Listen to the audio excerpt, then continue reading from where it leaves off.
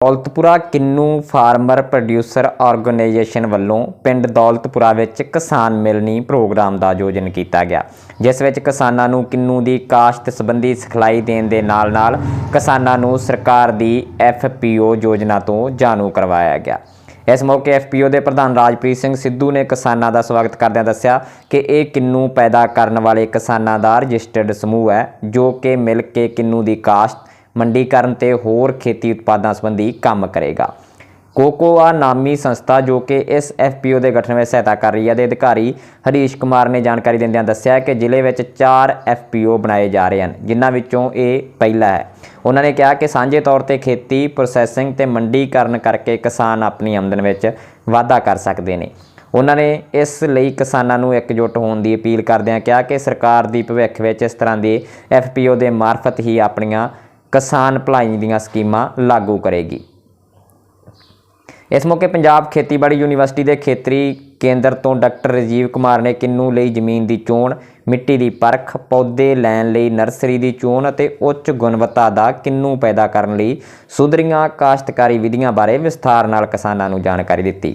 उन्होंने किसानों को अपील की कि वह सिर्फ यूनीवर्सिटी दीयां सिफारिश अनुसारी दवाइयां ते खादां की वरतों करन ते बेलोड़ियां खादां की वरतों करके अपने खर्चे ना वधाउण। इस मौके पिंड के साबका सरपंच कुलदीप सिंह सिद्धू, भुपिंदर सिंह टिक्का पन्नीवाला, चरणजीत सिंह, अजीत कौर रिनवा, मंगत राम गुदारा, हरविंदर सिंह काका बराड़, जसपिंदर सिंह बराड़, विजय गुदारा, कपिल गुदारा, कृष्ण बिनजारनिया, गुरप्रीत सिंह बराड़, शेर सिंह नंबरदार सप्पांवाली, रमेश कंबोज, पिरथीराम सोखल, गुरनिशान सिंह, धनपत गुदारा आदि भी हाजिर सन। पवन जी और हमारे FPO के जो प्रेसिडेंट है श्री राजप्रीत जी, उनके साथ उनके सारे सहयोगी जो यहाँ पर आए हैं, और आप सभी लोग, सबको सत श्री अकाल, सबको सादर नमस्कार।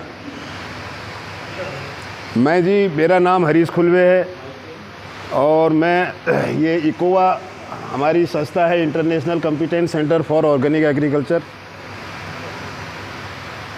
और ये जो implementing agency national cooperative development corporation NCDC करके आप लोग जानते होंगे। तो ये एक मैं थोड़ा सा आपको बताना चाह रहा हूँ। वैसे तो मैं कई बार यहाँ आ चुका हूँ, आप लोगों में से कई लोगों के साथ मैं मिल चुका हूँ जब से ये FPO का काम चालू हुआ है।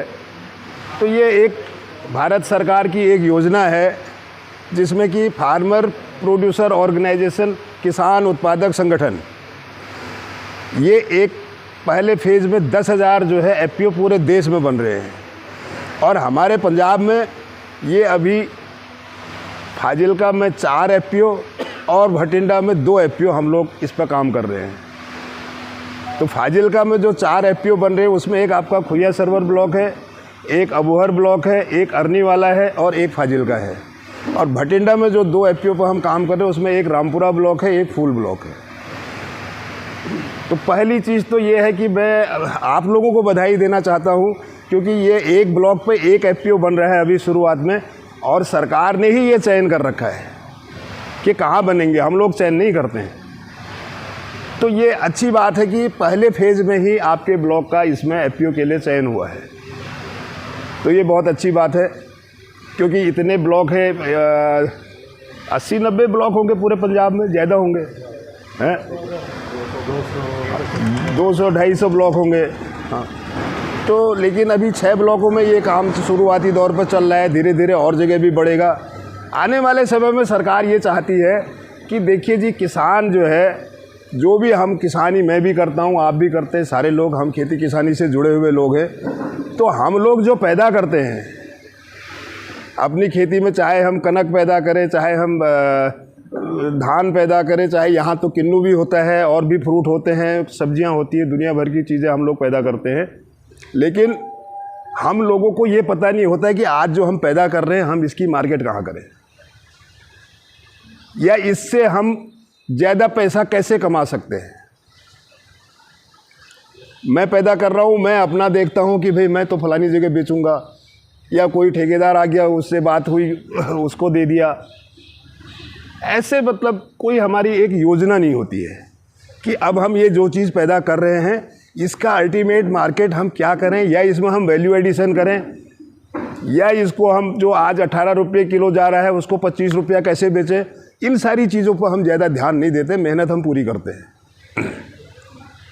तो उसमें क्या है कि जब अगर हम संगठित हो जाते हैं, देखिए जी, मेरे पास 5 किले है, किसी के पास 10 किले है, किसी के पास कुछ है, सब लोग अपना उसमें कुछ न कुछ पैदा कर रहे हैं।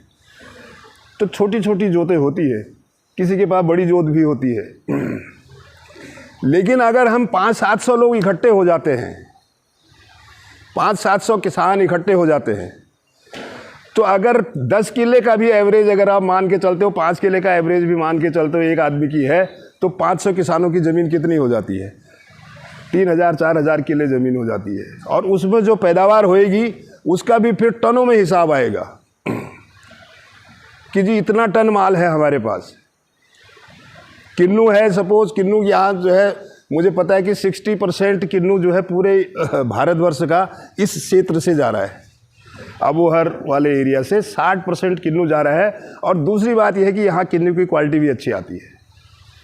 किन्नू तो और जगह भी हो रहा है, पंजाब में भी हो रहा है, हरियाणा में भी हो रहा है, महाराष्ट्र में भी हो रहा है, और जगह भी हो रहा है, लेकिन यहाँ के किन्नू की अच्छी एक पहचान, लेकिन उस हिसाब से बन नहीं पाई है कि लोग अबोहर के किन्नू के नाम से खरीदें उसको। तो ये सब कैसे होगा? ये जब हम उसके लिए प्रयास करेंगे मिलके। जैसे आपने सुना होगा कि प्याज है, प्याज पंजाब में भी होता है, प्याज जो है मध्य प्रदेश में भी होता है, प्याज उत्तर प्रदेश में भी हो, सब जगह होता है। लेकिन एक ब्रांड है प्याज का, आप जानते होंगे, नासिक का प्याज है जी, उसको एक पहचान मिली है। वो प्याज यहाँ भी हो सकता है और जगह भी होता है, लेकिन उसकी एक वो जो है वो प्रचलित हो गया। केसर की खेती पहाड़ों में हर जगह होती है, उत्तराखंड में भी होती है, जम्मू कश्मीर में भी होती है, आपके नॉर्थ ईस्ट में भी होती है। लेकिन कश्मीर का केसर, कश्मीर का डिलीशियस सेव, तो ऐसे क्या हमारे अबोहर के किन्नू को भी लोग जानने लग जाएं इंटरनेशनल लेवल पे कि अबोहर का किन्नू। ये एक गवर्नमेंट के दिमाग में ये भी है कि एफपीओ बनाने के पीछे कि किसी क्षेत्र की अगर कोई खास चीज़ है उसको एक बड़े लेवल पर पहचान मिले। अब नासिक का प्याज बोलेगा, दूसरा प्याज अगर 10 रुपये किलो चल रहा है, 20 रुपये किलो चल रहा है, उसने कहा नहीं ये 22 रुपये किलो है जी। क्यों? ये तो ये नासिक वाला है, 2 रुपये हम भी खुशी से दे देते हैं नाम पे कि बोलो चलो यही दे दो, ये अच्छा है। तो ऐसे कहने का मतलब यह है कि जब हम संगठित होंगे तो इसके लिए हम लोग जो है आपके साथ हैं, साथ में सारे डिपार्टमेंट हैं। जैसे हमारे डॉक्टर साहब आए हैं हॉर्टिकल्चर विभाग से, एग्रीकल्चर विभाग से पवन जी आए हैं, ऐसे ही और जो ज़िले के और विभाग हैं जिनकी ज़रूरत हमको पड़ती है, तो वो सारे विभागों इसमें जो है उनको भी अलग अलग तरीके की जिम्मेदारियां दे रखी है कि देखिए जी कोई भी दिक्कत इस तरीके की आती है आप बताइए, कहाँ पर किस तरीके की परेशानी आ रही है किसी चीज़ को आगे बढ़ाने में वो बताइए। कोऑपरेटिव डिपार्टमेंट भी लगा हुआ है जिसने आपका एफपीओ रजिस्टर्ड करवा दिया है। तो अब हमको ये सोचना है आगे आने वाले समय में कि जो हम चीज़ पैदा कर रहे हैं, चाहे वो कनक हो, चाहे वो हमारा किन्नू हो, चाहे वो कोई सब्जी हो, चाहे वो जो है धान हो, बासमती हो, कुछ भी हो,